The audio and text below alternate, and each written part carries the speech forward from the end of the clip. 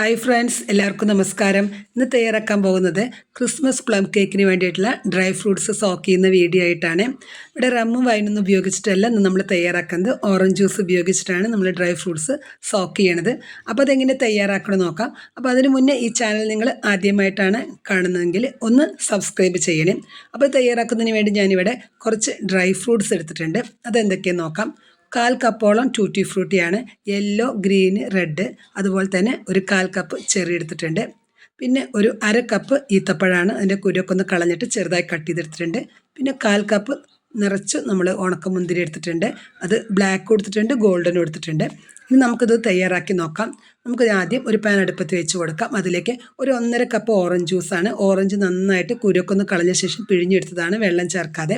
ഇനി നമ്മൾ അതിലേക്ക് ഒരു 1/4 കപ്പ് പഞ്ചസാര ഇതിലിട്ട് കൊടുത്തിട്ടുണ്ട്. ഇനി ഈ പഞ്ചസാര നന്നായിട്ട് മെൽറ്റായിട്ട് വരട്ടെ. അതുവരെ നന്നായിട്ട് ഒന്ന് മിക്സ് ചെയ്ത് കൊടുക്കുക.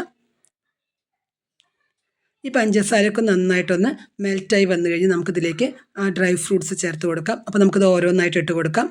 ടൂറ്റി ഫ്രൂട്ടി 3 കയ്യിലുണ്ട്, അതുകൊണ്ട് അത് 3 ചേർത്ത് കൊടുക്കുന്നുണ്ട്. അപ്പോൾ നമ്മുടെ കയ്യിൽ ഏതൊക്കെ ഡ്രൈ ഫ്രൂട്ട്സ് ഉണ്ടെങ്കിൽ അത് നമുക്ക് ചേർത്ത് കൊടുക്കാം. അതുപോലെ തന്നെ ഈത്തപ്പഴം, അതുപോലെ തന്നെ ബ്ലാക്ക് ഉണക്കമുന്തിരി, അതൊക്കെ നമ്മൾ കുറച്ചധികം ചേർത്ത് കൊടുത്താൽ നല്ലൊരു ടേസ്റ്റാണ് പ്ലം കേക്കിന്. അപ്പോൾ ഇതെല്ലാം നമ്മൾ ചേർത്ത് കൊടുത്ത ശേഷം ഇത് നന്നായിട്ടൊന്ന് മിക്സ് ചെയ്തെടുക്കാം. ഇതൊന്ന് നന്നായിട്ട് ഈ ഓറഞ്ച് ജ്യൂസിൽ കടന്നിട്ട് നന്നായിട്ട് സോഫ്റ്റായിട്ട് വരണം. അതുവരെ നന്നായിട്ടൊന്ന് മിക്സ് ചെയ്തെടുക്കുക.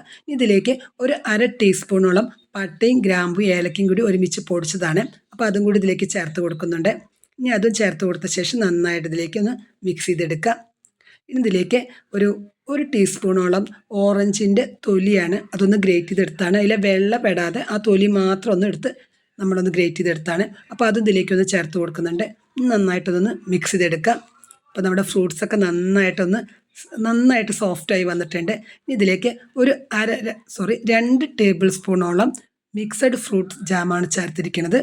നമ്മുടെ കയ്യിൽ ഏത് ജാമാണ് ചേർത്ത് കൊടുക്കാം. അപ്പോൾ മിക്സഡ് ഫ്രൂട്ട് ജാം ഉള്ളതുകൊണ്ട് അത് ചേർത്ത് കൊടുത്തെന്ന് മാത്രം. ഇനി അത് ചേർത്ത് കൊടുത്ത ശേഷം നന്നായിട്ടൊന്ന് മിക്സ് ചെയ്തെടുക്കുക.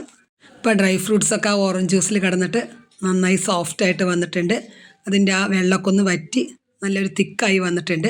ഇനി നമ്മൾ ഇതിലേക്ക് ഒരു ടീസ്പൂൺ നെയ്യും കൂടി ചേർക്കുന്നുണ്ട്. അപ്പോൾ നെയ്യിൻ്റെ ഫ്ലേവർ ഇഷ്ടമാണെങ്കിൽ ഒന്ന് ചേർത്ത് കൊടുത്തോളൂ. അതും ചേർത്ത് കൊടുത്ത ശേഷം നന്നായിട്ടൊന്ന് മിക്സ് ചെയ്തെടുക്കാം. അപ്പോൾ ഈ ഒരു സ്റ്റേജ് എത്തുമ്പോൾ നമുക്ക് ഫ്ലെയിം ഓഫ് ചെയ്ത് കൊടുക്കാം. ഇനി ഒന്ന് തണുത്ത് കഴിഞ്ഞാൽ ഇത് നമുക്ക് ഒന്നും കൂടി ഒന്ന് തിക്കായി കിട്ടും. ഇനി ഇതിലേക്ക് ഒരു ടീസ്പൂൺ തേനും കൂടി ചേർത്ത് കൊടുക്കുന്നുണ്ട്. തേന് ചേർത്ത് കൊടുത്താൽ കുറച്ചും കൂടി ടേസ്റ്റാണ്. അപ്പോൾ അതും കൂടി ചേർത്ത് കൊടുത്ത ശേഷം നന്നായിട്ടൊന്ന് മിക്സ് ചെയ്തെടുക്കാം. ഇനി ഇത് തണുത്ത് കഴിയുന്ന സമയത്ത് ഇതൊന്നും കൂടി തിക്കായി വരും. അപ്പോൾ ഇനി തണുത്ത് കഴിഞ്ഞ് നമുക്കിതൊരു ഡ്രൈ ആയിട്ട് കുപ്പിയിൽ അടച്ച് വെച്ച് നമുക്ക് സൂക്ഷിക്കാം. അപ്പോൾ ഇത് കേക്ക് തയ്യാറാക്കുന്നതിൻ്റെ ഒരാഴ്ച മുന്നേയൊക്കെ ഈ ഫ്രൂട്ട്സ് ഒന്ന് സോക്ക് ചെയ്ത് വെച്ച് കഴിഞ്ഞാൽ നമുക്ക് വളരെ ടേസ്റ്റി ആയിട്ടുള്ള ഒരു പ്ലം കേക്ക് തയ്യാറാക്കാൻ സാധിക്കും. അപ്പോൾ ഇതുവരെ ഈ രീതിയിൽ ട്രൈ ചെയ്ത് നോക്കാത്തവരുണ്ടെങ്കിൽ ഒന്ന് ട്രൈ ചെയ്ത് നോക്കൂ. അപ്പോൾ നിങ്ങൾക്കത് ഇഷ്ടമായിട്ടുണ്ടെങ്കിൽ ഒന്ന് ലൈക്ക് ചെയ്യാനും സബ്സ്ക്രൈബ് ചെയ്യാനും മറക്കല്ലേ. ആ സബ്സ്ക്രൈബ് ബട്ടൺ തൊട്ടടുത്ത് കാണുന്ന ബെല്ലൈക്കൺ ഒന്ന് പ്രസ് ചെയ്ത് കഴിഞ്ഞാൽ ഞാൻ ഇടുന്ന വീഡിയോസിൻ്റെ എല്ലാ നോട്ടിഫിക്കേഷനും നിങ്ങൾക്ക് കിട്ടും.